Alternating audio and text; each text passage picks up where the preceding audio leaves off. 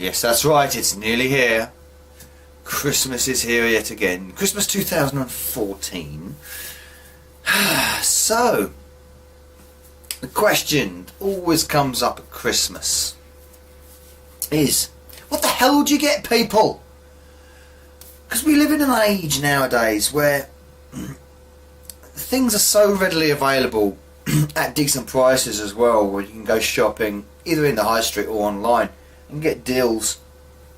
Now you get to a point in Christmas, especially within your own family, where you're like, I have no idea what to buy them, because it's either going to be something really shitty and cheesy and just a typical gift that people just shove under the bed, stick in a cupboard and never touch. Excuse me, got itchy nose.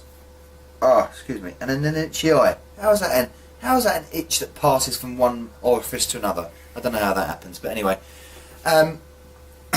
So you got to get your thinking cap on, or in this case, your Santa hat on. And I've got most of my gifts sorted for most people. Still have no idea what I'm going to get me from my father, because he is a man who, when he wants something, he generally goes on Amazon or eBay or whatever and buys it straight away for himself, which is kind of annoying. Because you kind of think, well, I know what I want, I know what you need, I know what I want to get you, and then you think, oh, he's already bought himself it. So what do? You can buy them something that you might not think they will like, so it's a risky present, they might love it. Or you go the safe option, you buy them something that you know they really do like, but they probably already have it. Without knowing. It's a fucking head fuck, it really is. And especially if it's like an expensive gift, because you don't want to buy something expensive and then find out that they've already got it, or somebody else has bought it, or something. The typical Christmas conundrum. It's like a countdown conundrum, but on the 25th of December. So, going through that at the moment. Got most of my presents sorted. If they're not wrapped, they're all bought and ready and done. So I've got it all nice and in advance of Christmas this time, which is good. What's not good is the level of my bank balance. That's not good. That's a different story though. So what do you do? What do you do in them situations? I mean, there's always that thing where you can ask them what they want, get the list, I'll give you a list of random stuff you would like, blah blah blah blah, and that's fine. That's the sort of route I go down, and I would like, actually, I prefer people to ask me that as well when they say, well, what do you want for Christmas? I say, look, you know what, surprise me. I don't want to be, I'm one of those sort of like kid people that like to be surprised when I open the wrapping. It's something, it's an intrinsic part of Christmas for me. What I like to do sometimes, especially with my kids and my missus, is to sometimes buy a surprise present for the children, not to only see the surprise reaction on their face, but also to see the surprise reaction on my missus' face as well. And it's really pleasing to me in a sort of selfish kind of way. I know what my missus does. She basically lies when I say I'll give her a list of things. For instance, I'll give her a list of Wii U games, for instance. Because if I give her a list of retro stuff, she'll get lost, bless her. So I'll give her a list of Wii U games so she can easily buy them. And then say, oh, I hope you've got me this. Oh, I definitely haven't got you that. But on Christmas Day, but it's still a surprise, which is really good. It's an interesting thing to think about. The concept of that. Presents. What do you expect? What do you hope for? Are you disappointed with what your family members, friends get you? But then you've got to sort of show that you're not disappointed. And then it gets a bit awkward sometimes, if you're not a good actor. I'm not a good actor, so I just nod. I do the old penguin thing from Madagascar. Smile and wave, boys. Smile and wave. Or in Christmas Day, smile, nod, drink a beer, and eat turkey. But anyway, in the leading up to Christmas, I've been off work for a reason, Nothing medical or anything like that. It's just what we would call civic duty, and I'll leave it at that. But I have got a chance to go out and get some bits and pieces and do a bit of wandering around. You may have already seen my video in St Albans with me doing some pickups, so I'll go straight onto them. I've actually got quite a few of different formats this time, and a very cool pickup as well from another great YouTuber who sent me it for free, Top Man, and I'll show you that last. But first we'll go on to the PS2 stuff. Now,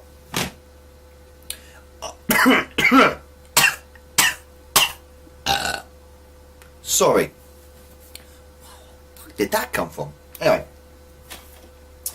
I do like the way games especially, look on the shelf. Oh God, I don't know what have I eaten? Oh, no. Must have been eating some tinsel or something. That is horrible. Anyway, I do like the way games look on the shelf. I'm one of them sticklers for presentation, and especially when it's a really, really good game that you really like. I really do love this game, and it's one of my favourite racing games, my favourite of the series certainly.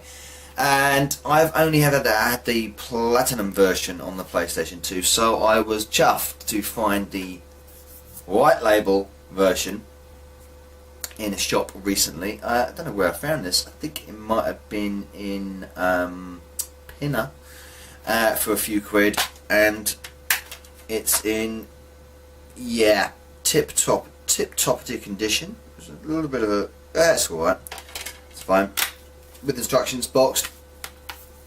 Fantastic. So that's actually not a new game into my collection, it's to replace a game. So the Platinum one will be winging its way to someone else. I also picked up Soul Calibur 3. I have Soul Blade on the PlayStation, and I have Soul Calibur 2 on the PlayStation 2. I've never played this one, so I'm not. It looks a little bit more, I think you could say battle modes, RPG. I don't know. It looks less like a one-on-one fighter. Again, the disc is in pretty good nick. It's got a few nicks here and there. Nothing serious. Will play from experience. Again, I think it's up for a couple of quid. Same shop from Gran Turismo 3, I think. I then found this next one, and I only bought. I am not a massive fan of FPSs, as you know. But I picked this up on the basis that my co-writer for the Pixel Empire, Shane, did a video series on this himself on his channel. I will link that down in the description box. And I thought, that looks quite a fun game, so I'll give it a go. And I found this, 2 quid, Time Splitters 2. I do like the style, the animation style, the graphic art style looks really cool. Do like that. Something that appeals to me. This is in really, really good condition. Again, box instructions, no less. Very rarely buy something without instructions unless it's something really, really sought after. So I was chuffed with that. We'll give it a play as soon as possible. And then for a quid, I got the original Getaway. Because I have the second Getaway, is it Black Monday? Black Friday? No, Black Friday's that bullshit con shit that happened last week, isn't it? If anyone fell for Black Friday, sorry guys, you mugs.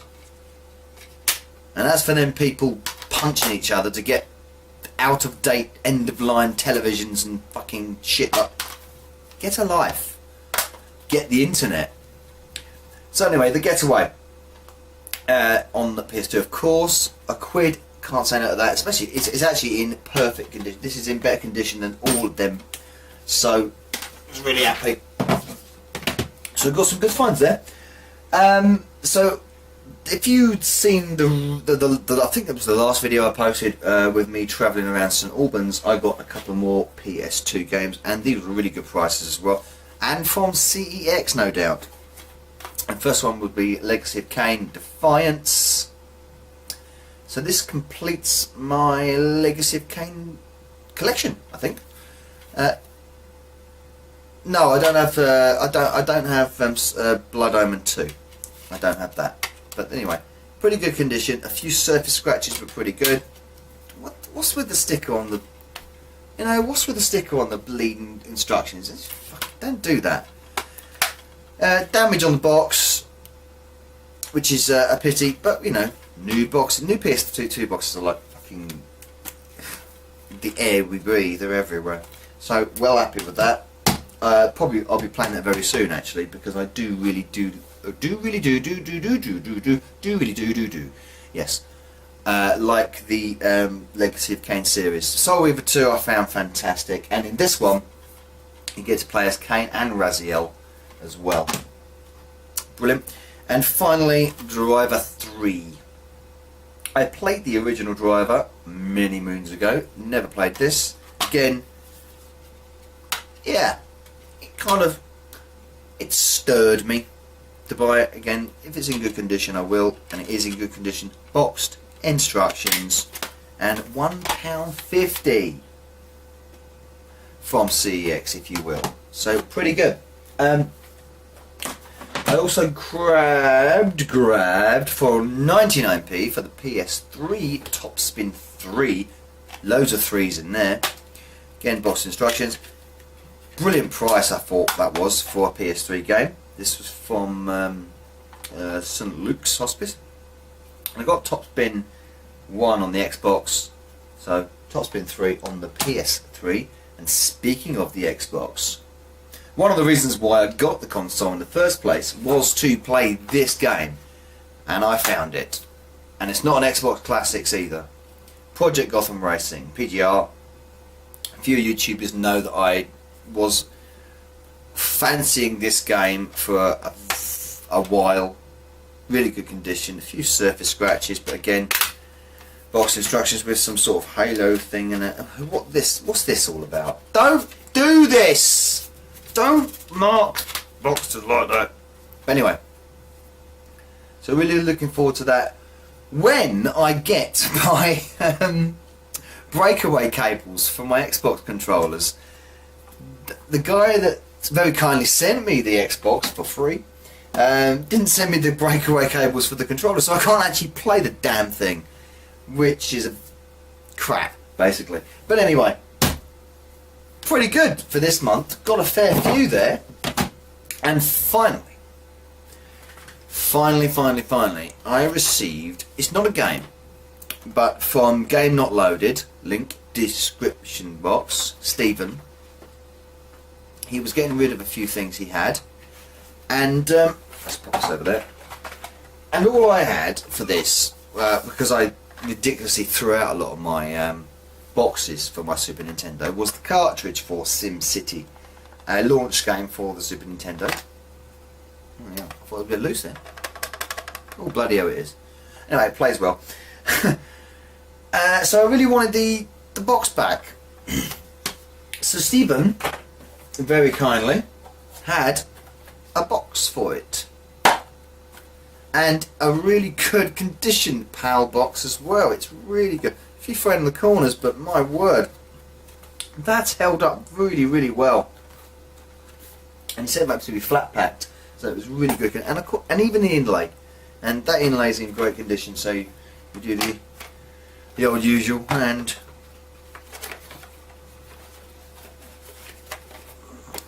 lovely jubbly. Brilliant. I was well happy with that. He did send me the instructions as well, of a fashion. The front cover and the back cover of the instructions, but the lucky thing was I already had a copy of the instruction manual with Dr. what's his name? I don't know his name. What the hell's his name? This geezer with the green hair. Dr. Wright. My name is Dr. Wright. So that is the cover, as you can see, from what Stephen sent me, and that is the instruction manual that I had, because strange enough the cover on my version was crap. So that worked out a treat. Worked out all for the best. Ooh, let's pop this in here without folding the corners back. There we go. Excuse me. that wrong. Slowly, slowly. There we go. Right. So, to have my, effectively my original boxed SimCity on the Super Nintendo back, well happy with, and thank you very much for that, Stephen. Top man. Go and check him out. And maybe my last waffle for this year. No, probably not this year. Probably definitely before Christmas. But I do have the special coming up. Wait and see. The special should be special. Certainly. Working on it at the moment. Oh, this is really itchy, this hat. The response I'm getting for that is brilliant at the moment. It's all hush-hush, so I'm not going to let on about that yet. So wait and watch this space. Watch this channel and sub this channel if you just stumbled across this random guy wearing a Santa hat and talking about games. But for now, I will see you soon. If I don't see you before Christmas, have a happy Christmas. I probably will, to be honest. I'll probably do another waffle about something or other. And Novabug,